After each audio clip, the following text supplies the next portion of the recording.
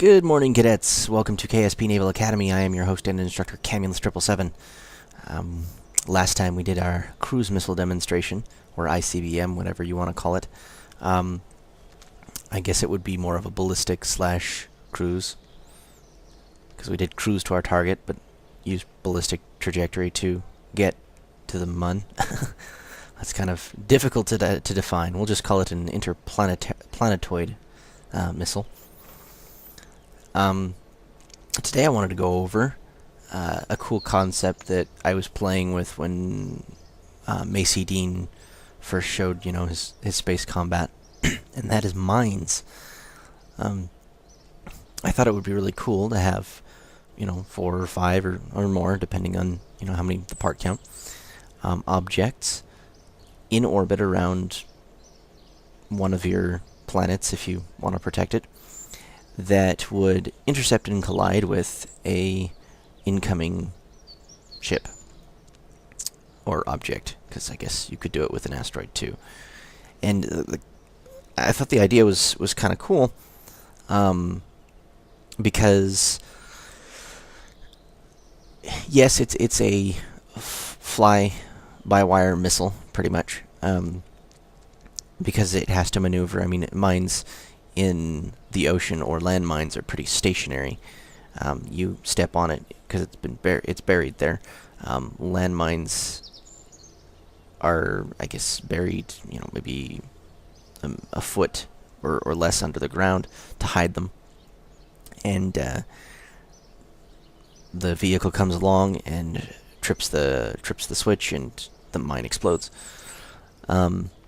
With a sea-going mine, the mine is actually weighed down.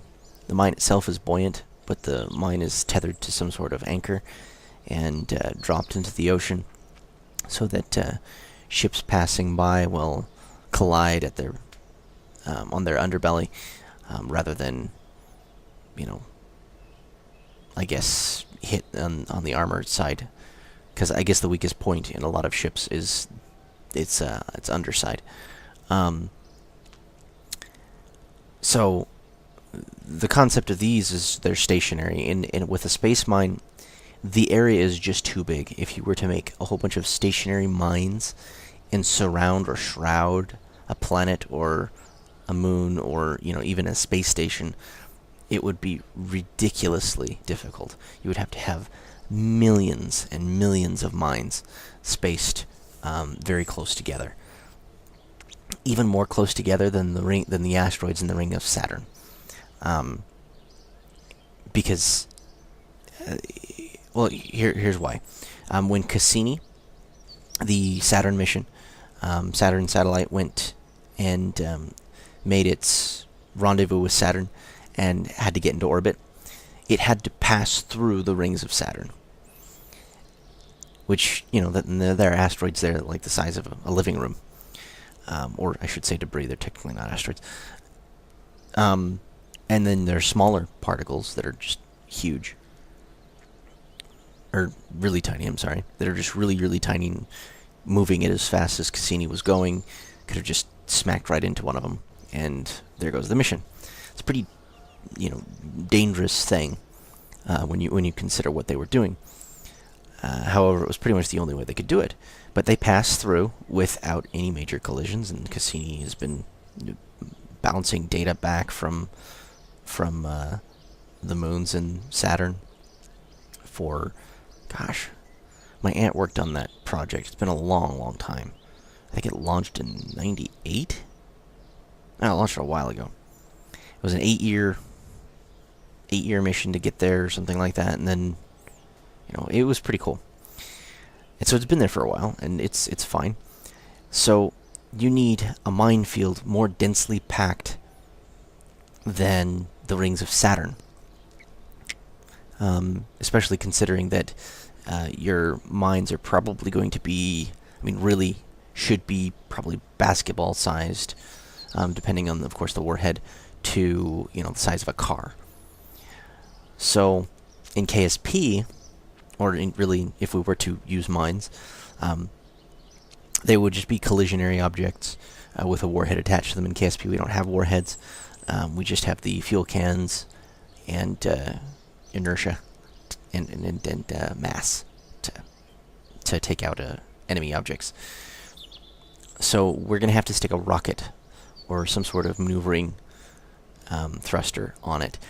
RCS probably won't be enough because mass is what we need, and we'd have to take a lot of RCS. It's probably just more efficient to take a rocket and attach a whole bunch of fuel cans to it. I think I have some of my designs still here. They work rather well. Launching them was a pain. I don't think I used asparagus to launch these things.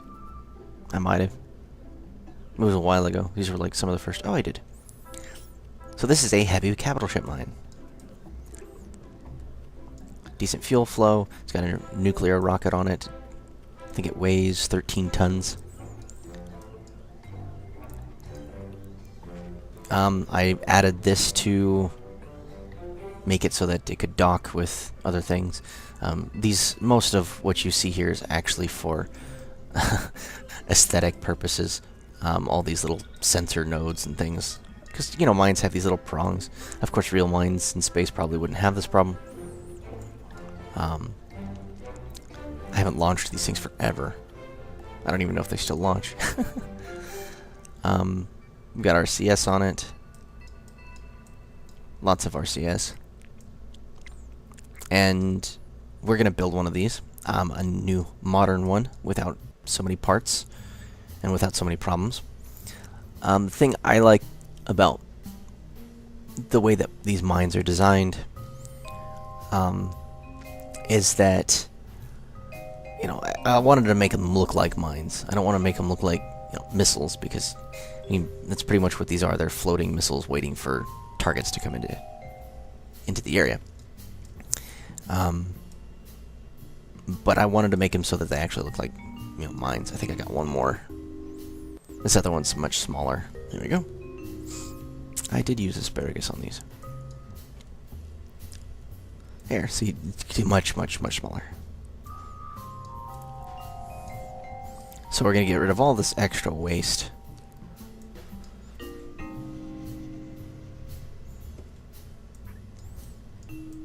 It has a really tiny rocket engine and a nuclear rocket. I use this little tiny one, and now we've got new rockets. We can redesign them pretty well. So let's make a new one. We're gonna call it Mine, obviously. Oops. This will be a Mark III. And of course you want to start off with one of these here. We'll go with that one.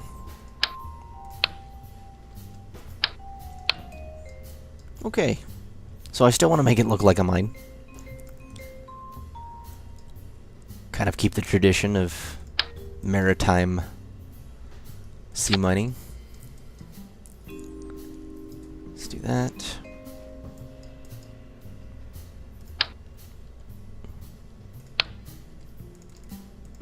I wonder if this will work. No. Oh well, it was worth a shot. I'm gonna have to do this manually. It's fine.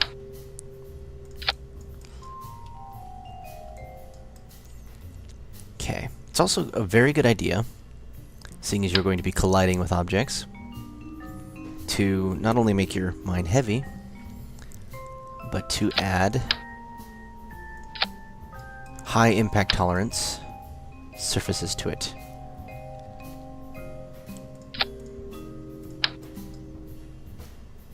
Because when you collide, you want to make sure that you are the toughest thing of the two. Let's see, I've got that. Okay.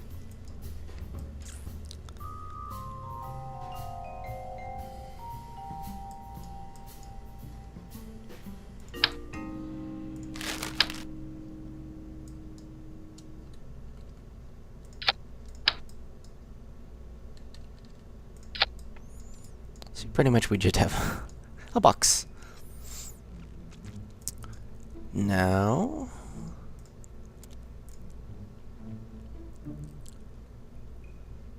There we go.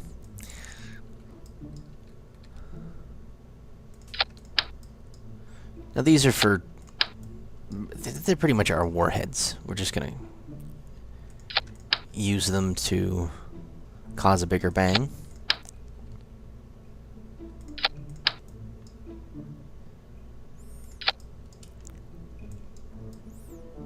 When we ram into our object. And I'm sorry, Zeke, so you have a heavy destroyer up there that is just begging for me to test stuff on it. Let's see, what else can we do with this thing? Let's do... These don't have a very high impact tolerance, to tell you the truth. And my mass is okay, but I could probably do better. Oops.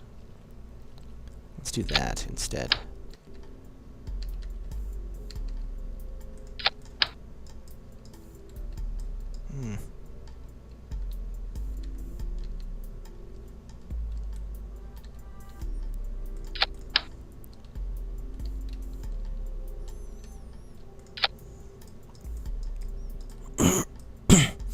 The reason I'm using this is because it's got an impact tolerance of 20.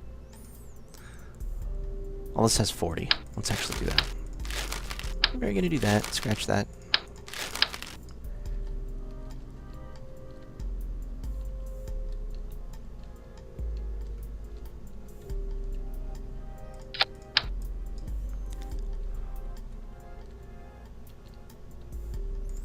Dang it. That's just annoying.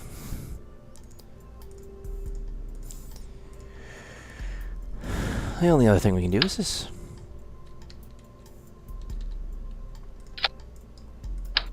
Take these off.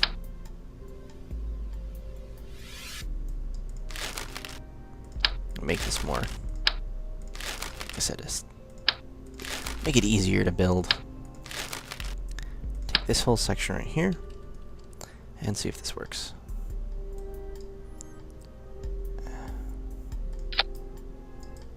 Yes, it does. Haha.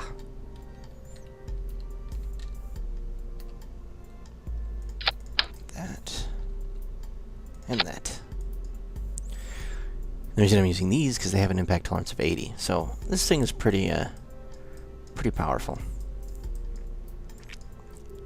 Now I just need a maneuvering source. Let's see, how can we do this? Now I could just stick an engine on the bottom of it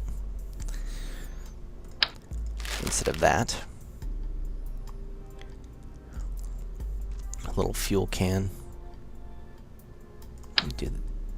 That size fuel can works. So instead of that, we're going to do that.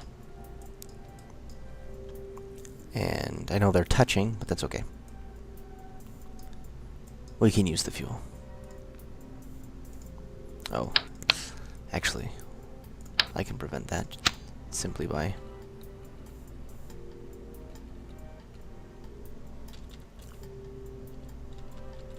There we go. Come on. There we go. There. And our engine of choice will be...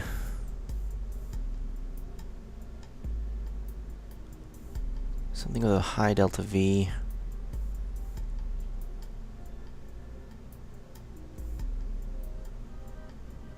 We'll test this one. You know, not very many people use this.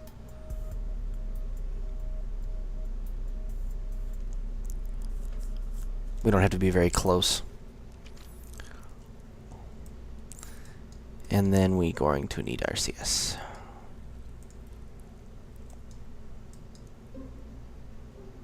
Which, instead of that, well, we'll have that too. We'll put this. Again, in this case, I want to be massive. I mean, not overly, but...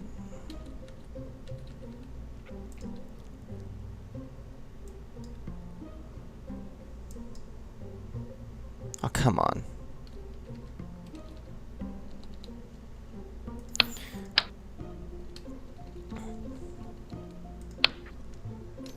fine.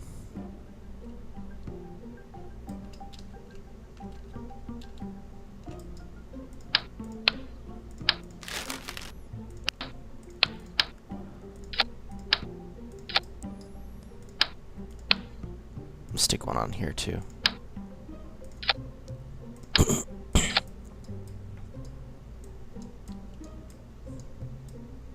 There we go.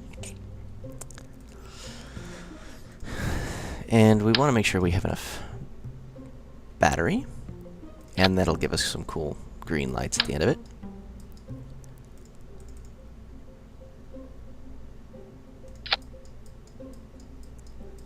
Oh gosh, that was terrible. There we go. Let's do that. And definitely gonna need some solar panels.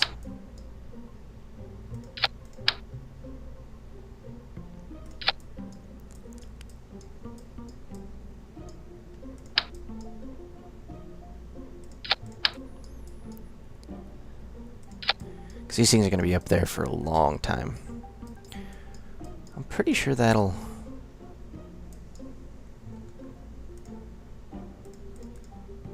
Let's see what our wobble is. Just want one of those on there. Just going to save that. Launch it. Let's see. Let's... just want to turn on this engine.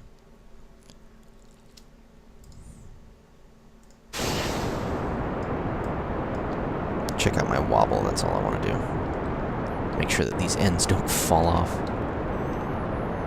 Yay! And...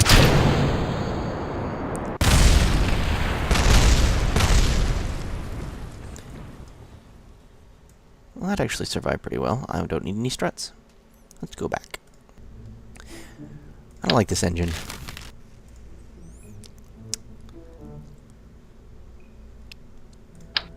I think I'm going to put this engine on there. It's going to go through our fuel a little faster, but we have a lot of it now. And some RCS.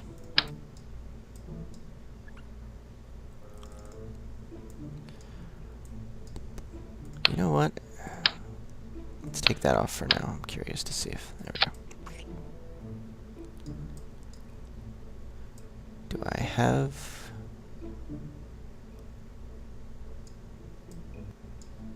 that covers everything.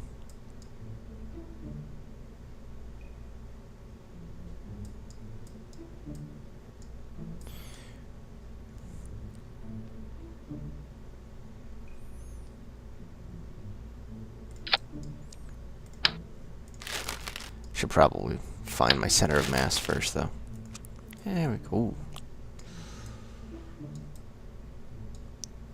Center of mass is down there.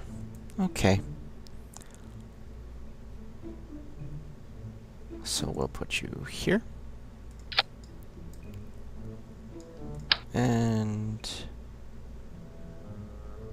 there.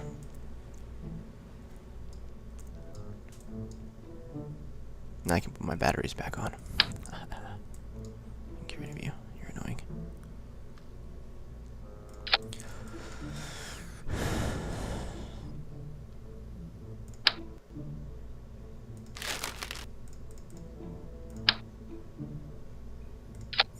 Yeah, so they'll work in conjunction with these satellites that will allow them to detect. That way you don't have to have a whole bunch of expensive sensors on your bomb. You just have to have, you know, minimal just to get to the target, to understand where the target is, and all your real targeting systems are going to be on satellites that, an array of satellites that are just going to track the object. Of course, if you have multiple objects, then you're going to need multiple satellites, or at least a satellite that can handle, you know, more than a dozen or so. Let's see. Next, we're going to build a rocket. I have no idea how much this thing weighs. I can guesstimate, but I'm not going to. Hold on.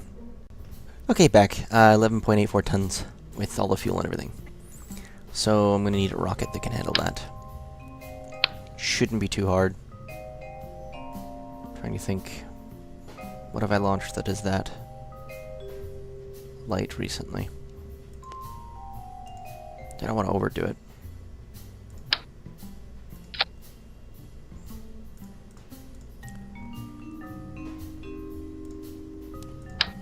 No, I think I'll just... Yeah. I think I'll just, do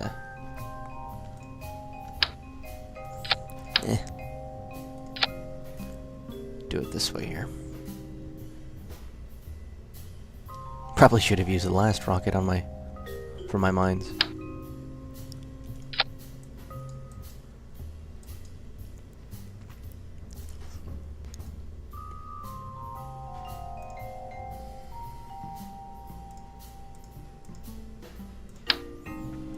Maybe that'll work.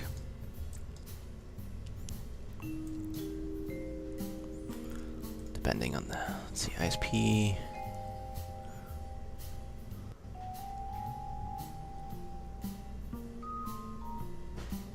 320. Much better, okay. And we'll make these the vectoring ones, because they're in the center.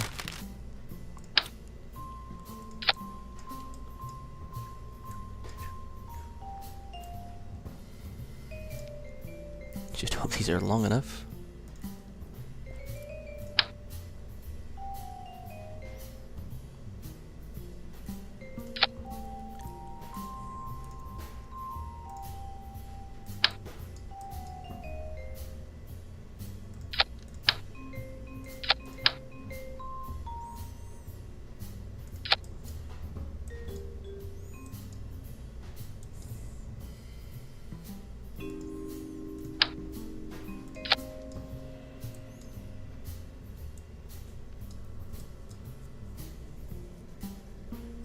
Move them up a little bit. There we go.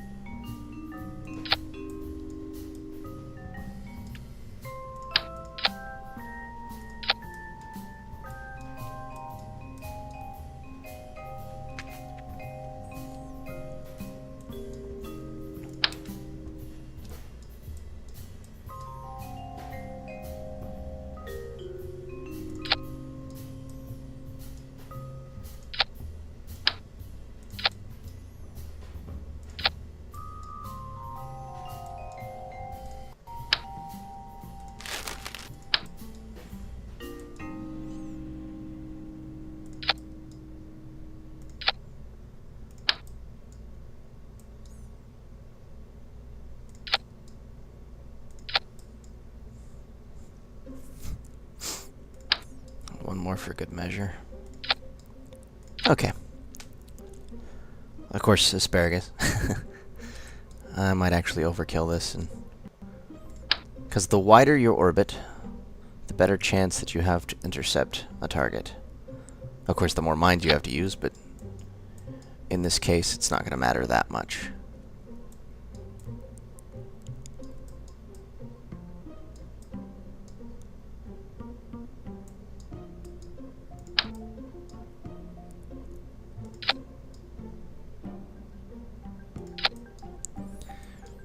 Because we're going to be using one mine.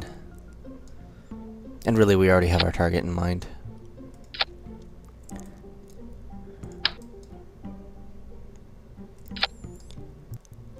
So I'm just going to show a simple rendezvous.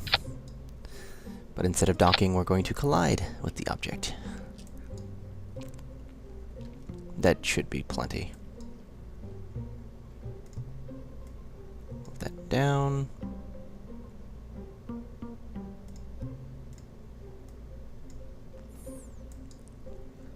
Okay, so who's first to fire off? Those are last, so we're going to put...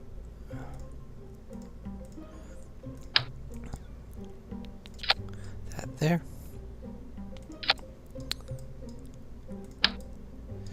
Now keep in mind, I think maritime mines or naval mines are against the Geneva Convention.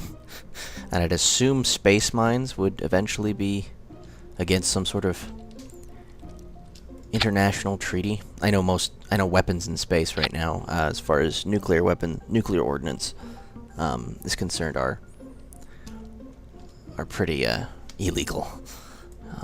As far as I know, nobody's got missiles up there yet, which is a good thing, because you can detect a launch, but detecting an entry of an object is it an asteroid? Is it a nuclear weapon?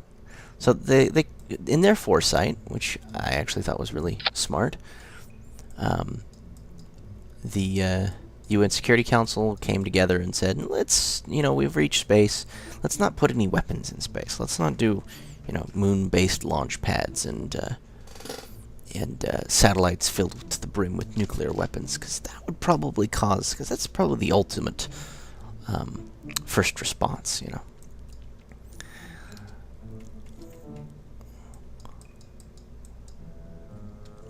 So I think mines would probably be similar, especially when space becomes more populated, because eventually it will. I mean, we're going to need to go there for more resources. We're running out of helium-3. We're not making any more nuclear reactors, at least not in the United States. I know Germany's shut down most of theirs because of Japan, or is planning on it, or has considered it, something like that. And helium-3 is a product of creating nuclear weapons. So we're going to need to go to the moon or asteroids to get it, and it's it's a useful substance. We use it in a lot of our sensors and things. I think we're done. I'm just making sure here. I think we're done. Save that and launch. All right, here we are, ready for launch. Of course, I'm not going to show you the whole launch, because you're probably bored of watching your own launches. Unless they're pretty epic, but if you've launched as many rockets as me, you'd rather just, okay, I know I can make it to orbit, and let's just put this thing up here. However, I don't have the mod that allows me to do so, because I don't mod very often. Let's try this. I'm just doing a pre-flight check. I added these extra Separaton rockets to move them away from this thing, to move my cans away from the end here. I'm actually curious if it's going to work, but I'm sure it will. If not, I can always go back.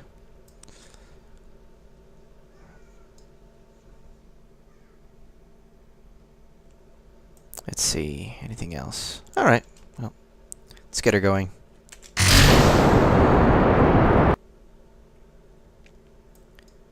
You can see we're just finishing up orbit. Didn't take very long.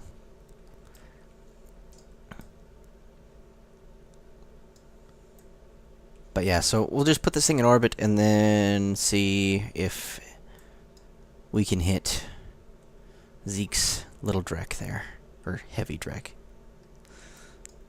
and see how much damage we can do to it.